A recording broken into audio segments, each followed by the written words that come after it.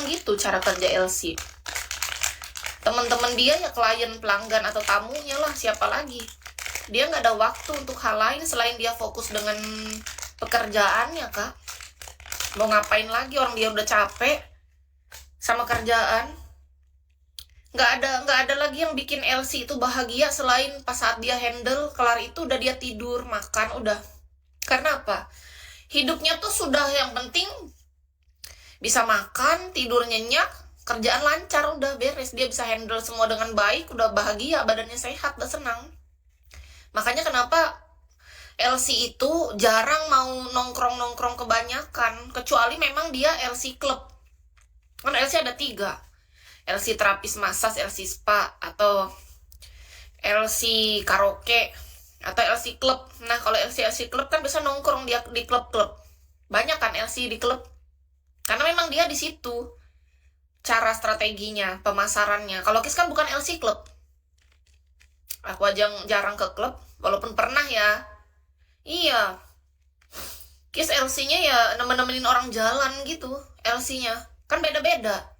Kis LC yang lebih ke nemenin orang jalan-jalan.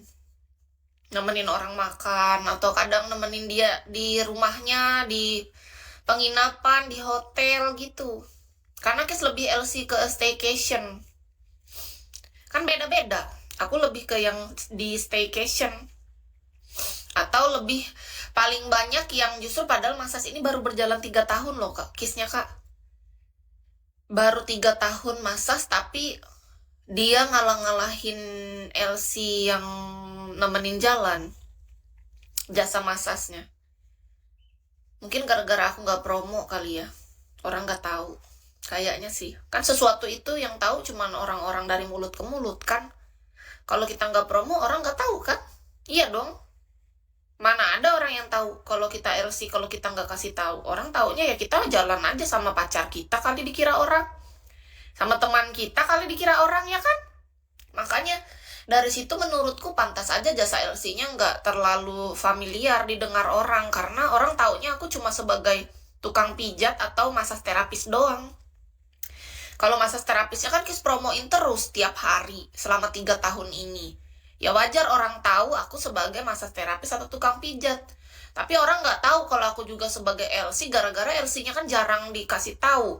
Orang yang tahu isi LC adalah orang yang udah lama kenal, udah dia pernah massage, misalnya dia nanya kayak gini-gini, nanyanya pas saat massage itu ya, Kis baru kasih tahu. Jadi cuman mungkin dari dia ke teman deketnya, ke teman dekat dari mulut ke mulut, bukan dari promosian. Jadi orang-orang banyak yang nggak tahu. Masalahnya aku mikir kalau orang terlalu banyak tahu, aku takut kecapean, Kak. Aku pernah handle massage dalam sehari 4 orang aja, Kak. Waktu di Palangkaraya rasanya capek banget, jujur nih. Makanya aku sampai pulang dari Bali. Aku tuh sampai di Bali itu kan aku handle-nya sehari kata bos minimal 6-8 orang. Apa nggak tepar? Orang Bali kuat, Kak. Aku nggak ngerti. Sama terapis Bali kalian tahu nggak?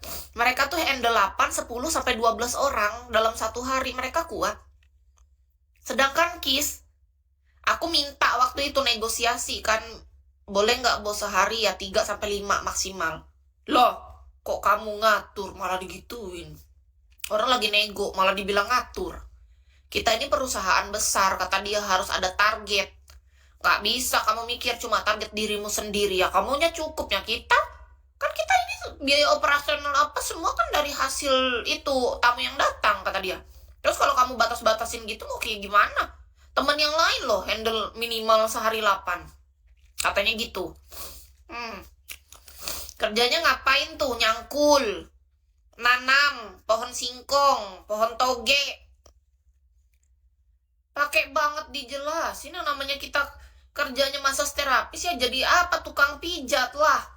Masa jadi tukang tanam singkong? Heran sama orang-orang. Masa kita tukang pasang genteng, plester lantai, cat tembok? Ada bagiannya masing-masing.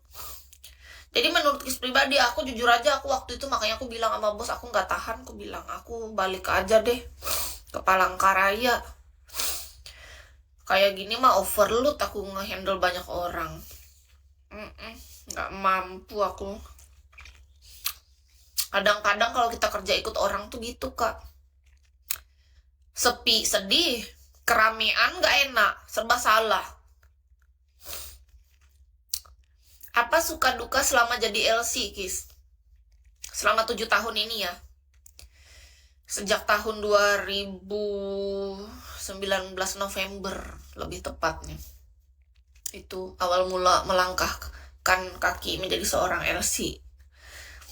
Jadi suka duka seorang LC yang nemenin orang jalan ya, dalam dan luar kota begitu.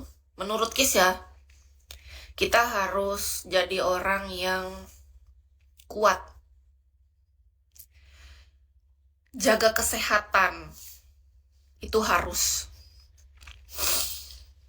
Kuatnya tuh bukan cuma kuat tubuh, pikiran, hati, tapi mental. Terus sukanya adalah ketika ketemu sama orang yang baik dan royal. Itu suka. Karena apa? Rasanya rezeki kita dipermudah. Itu aja yang paling sukanya. Menurut Kis ya, nggak ada suka yang lain. Karena apa ya? Kalau aku bilang nih ya, mohon maaf ya, aku jujur ya. Kalau kita sama pacar, kita kemana-mana apa, kan nggak ada pikiran beban bahwa itu sebuah kerjaan, bukan sebuah tanggung jawab. Beda dong. Tapi kalau kita sebagai LC, kalau diajakin staycation, diajakin jalan atau apa, tuh kan kita punya tanggung jawab di sana. Kita sedang bekerja. Beda dong. Sama kayak kita host Bigo deh, kita misalnya di-spenderin, terus kita harus kemana gitu. Itu tuh nggak gampang, Kak. Tanggung jawabnya besar. Kita dibayar untuk melakukan pekerjaan, walaupun ya kita berusaha untuk enjoy kan. Tapi tetap beda. Jadi menurut Kis pribadi, nggak ada hal yang lebih suka dari seorang LC selain saat bertemu seseorang yang pengertian, paham kondisi kita, dan royal. Itu udah yang paling titik tertinggi seorang LC mendapatkan tamu atau klien.